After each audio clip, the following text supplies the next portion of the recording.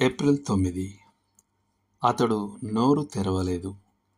వధకు తేబడు గొర్రెపిల్లయు, బొచ్చు కత్తిరించు వాని ఎదుట గొర్రెయు మౌనంగా ఉండునట్లు అతడు నోరు తెరవలేదు. యెషయా 53:7.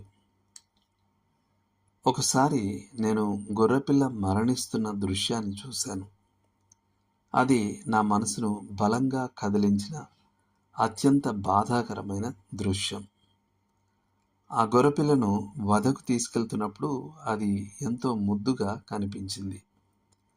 పిల్లలు దానిని తమ చేతుల్లో తీసుకుని పలకరించాలనుకునేలా ఉండింది. ప్రతి జాతిలోని పిల్లలు ఎంతో ముద్దుగా కనిపిస్తాయి. పిల్లులు, కుక్క పిల్లలు, బాతు పిల్లలు, దూడలు మరియు కోడి పిల్లలు. కానీ వాటిలో గొర్రెపిల్ల మాత్రం అత్యంత ఆకర్షణీయంగా, హృదయాన్ని తాకేలా ఉంటుంది. అది అక్కడ నిలబడి ఉన్నప్పుడు అది పూర్తిగా నిర్దోషతకు ప్రతిరూపంలా కనిపించింది. మచ్చలేని తెల్లని రోమాలు దాని పవిత్రతను ప్రతిబింబించాయి.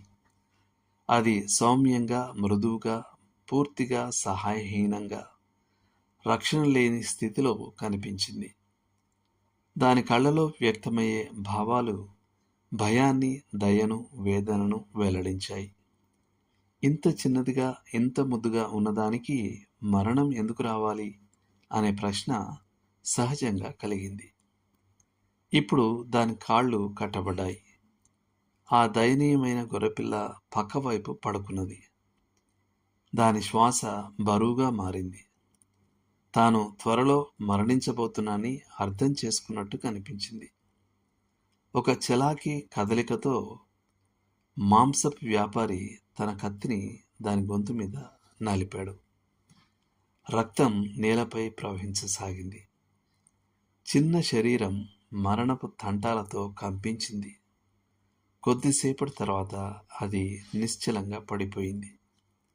ఆ సౌమ్యమైన గొర్రెపిల్ల మరణించింది. కొంతమంది ఆ దృశ్యం చూడలేక తల తిప్పుకున్నారు.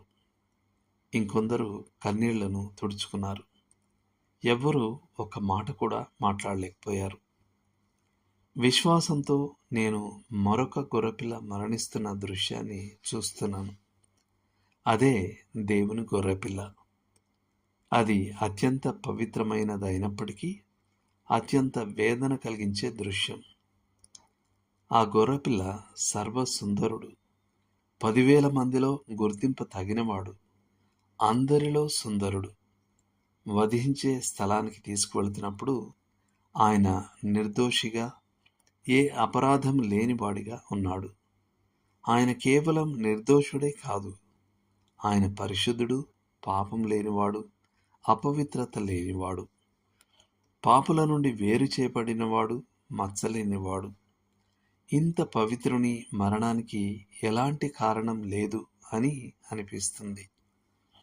కానీ వధించేవారు ఆయనను పట్టుకొని చేతులకు, కాళ్లకు మేకులు తగిలించి శిలువపై వేలాడదీశారు.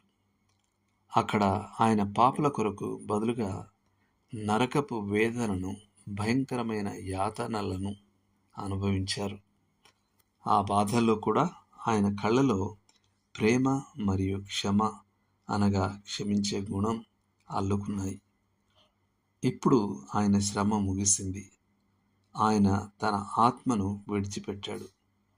ఆయన శరీరం శిలువపై వేలాడుతుంది. ఒక సైనికుడు ఆయన ప్రక్కను బల్లెంతో గుచ్చగా రక్తము, నీరు బయటికి ప్రవహించాయి. దేవుని గొర్రెపిల్ల మరణించింది. నా హృదయం భావావేశంతో నిండిపోయింది. వేడెక్కిన కన్నీళ్లు ధారగా పారుతున్నాయి. నేను మోకాళ్లపై పడి ఆయనకు కృతజ్ఞతలు తెలుపుతూ ఆరాధన చేస్తున్నాను. ఒక్కటే ఆలోచన, ఆయన నా కొరకు చనిపోయారు. నేను ఆయనను ప్రేమించడాన్ని ఎప్పటికీ మానను. దేవుడు మిమ్మును దీవించునుగాక. ఆమెన్.